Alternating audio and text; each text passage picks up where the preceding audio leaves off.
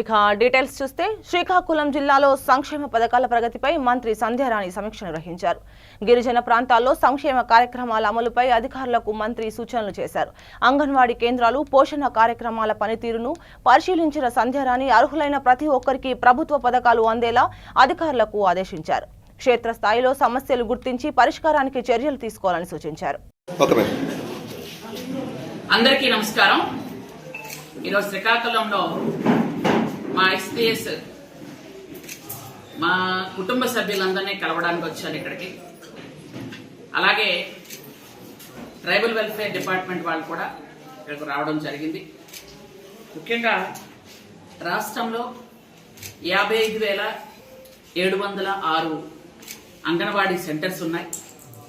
ఆ సెంటర్స్లో ఇక్కడ మన శ్రీకాకుళం జిల్లాకు వస్తే 16 ప్రాజెక్టులు ఉన్నాయి. మొత్తం రాష్ట్రంలో ఉన్నటువంటి అంగన్వాడీ సెంటర్స్ అందరికీ కూడా ఈ మధ్యకాలంలో అక్కడ త్రాగడానికి నీరు కానీ, టాయిలెట్స్ కానీ అన్ని విధాలుగా కుటుంబ ప్రభుత్వం ఆధ్వర్యంలో చంద్రబాబు నాయుడు గారు సమకూర్చడం అనేది చాలా అద్భుతమైన విషయం.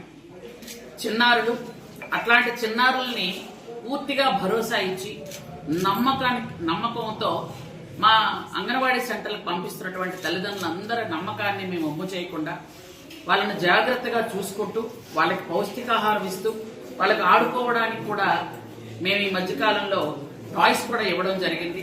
అలాగే వాళ్ళకి కూర్చోడానికి చిన్న చిన్న కుర్చీలు, అలాగే మన శ్రీకాకుళం జిల్లాలోనే 850 ఆర్వో ప్లాంట్స్ ప్లస్ టాయిలెట్స్ కూడా ఇవ్వడం జరిగింది. త్రాగడానికి నీళ్లు, టాయిలెట్స్ శ్రీకాకుళం జిల్లాలో. రాష్ట్రం మొత్తం మీద ఎన్ని ఇచ్చారనేది మీరు అంచనా వేసుకోవచ్చు. ప్రతి జిల్లాకు కూడా ఇచ్చుకుంటూ వెళ్తున్నాం. ఏ జిల్లాలో కూడా అంగన్వాడీ సెంటర్స్ ముందుకు చిన్నపిల్లలకి భవిష్యత్తుకు పునాది.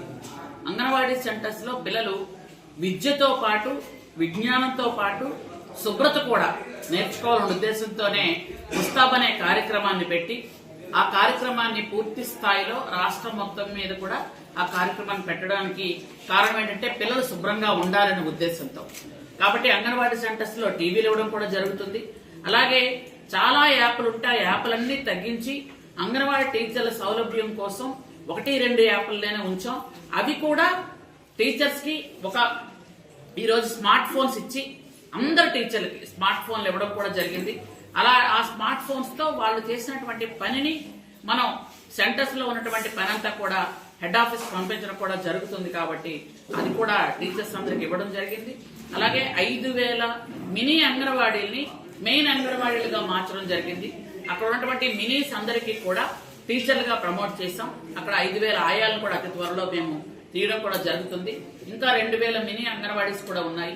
అవి వాళ్ళలో చాలా మంది 10th క్లాస్ పాస్ అవ్వలేదని 1 సంవత్సరం వాళ్ళకి టైం ఇచ్చాం. ఎందుకంటే వాళ్ళు చాలా సంవత్సరాలుగా అక్కడ పనిచేస్తూ ఉన్నారు కాబట్టి వాళ్ళకి అన్ని సంవత్సరాల నుంచి పనిచేస్తారు కాబట్టి వాళ్ళ కష్టానికి విలువ ఇవ్వాలని 1 సంవత్సరం ఆపాలి. ఈ సంవత్సరంలో వాళ్ళు 10th క్లాస్ పాస్ అయితే వాళ్ళకు కూడా టీచర్లుగా ప్రమోట్ చేసి అక్కడ కూడా ఆయాలను తీయడం అవుతుంది.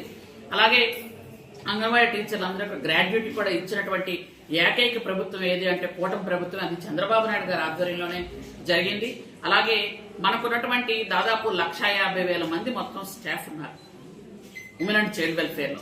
వీళ్ళందరికీ కూడా అన్ని రకాలుగా ఏ ఇబ్బందులు లేకుండా ప్రభుత్వం అన్ని విధాలుగా దృష్టి పెట్టడం జరుగుతుంది.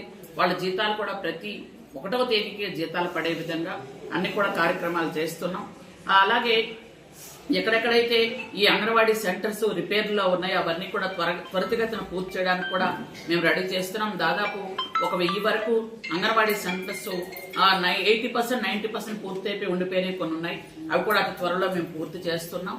అలాగే ట్రైబల్ వెల్ఫేర్ డిపార్ట్మెంట్కి వచ్చినట్టయితే శ్రీకాకుళం మీకు అందరికీ కూడా తెలుసు. ఎందుకంటే మొన్నటిదాకా మనకి సీతంపేట ఐటీడీఏ ఇక్కడే ఉంది. ఇప్పుడు సీతంపేట ఐటీడీఏ పాలకొండలో ఉంది. కానీ ఏ కార్యక్రమం అయినా ఏదైనా సరే గిరిజనులకు సంబంధించిన అన్ని కార్యక్రమాలు కలెక్టర్ గారు గాని వివో గారు గాని అన్ని దృష్టిలోని పెట్టి చూస్తున్నారు. ఇక్కడ ఎక్కడైనా గిరిజన హాస్టల్స్ ఉన్నా ఈ హాస్టల్స్ లో కూడా ఇంత పూర్వంలా కాకుండా దుప్పట్లు, బెడ్